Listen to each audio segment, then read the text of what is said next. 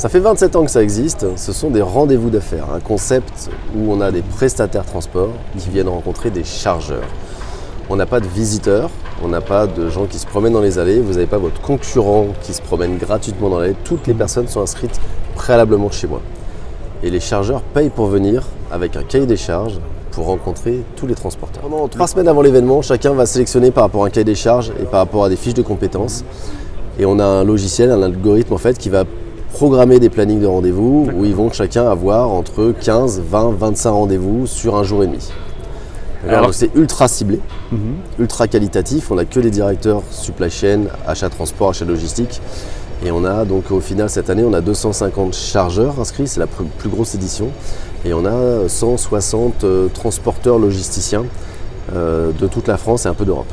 Donc le bilan, là, on est pratiquement à la fin, il est plutôt positif. Le bilan super positif, ouais. C'est une des plus belles éditions.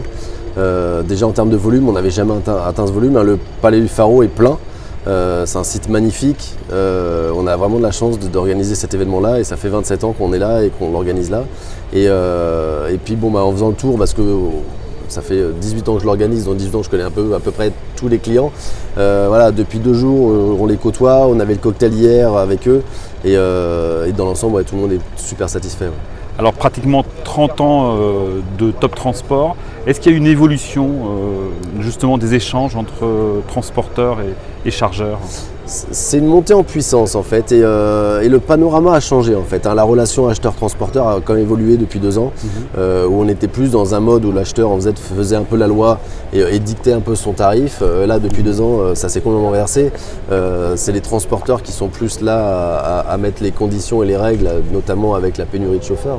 On va pas se le cacher, c'est un gros problème aujourd'hui dans le monde du transport. Mais non, une grosse montée en puissance. Alors bon, après il y a toujours cette problématique de rachat et de fusion et de création de clusters, d'offres globales, de package.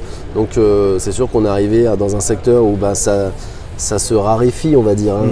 Voilà, ils se mettent de plus en plus les uns avec les autres, mais c'est un secteur super actif et hyper agréable. Comme le métier, on va dire le secteur évolue, vous en parliez, est-ce que vous allez évoluer également dans la formule ? Alors c'est pas trop d'actualité, on a vraiment un concept qui fonctionne, on est apporteur d'affaires. C'est-à-dire que c'est vraiment un concept établi depuis 27 ans et tous les ans les gens en fait, j'ai 75% à peu près de fidélité sur l'événement au niveau des exposants, ce qui est énorme. Mais non, le concept n'est pas appelé à évoluer. Après par contre, là où la question va se poser, c'est qu'en effet, comme on est plein, est-ce qu'on va peut-être bouger ou pas ? C'est juste la première question, mais pour l'instant c'est pas d'actualité.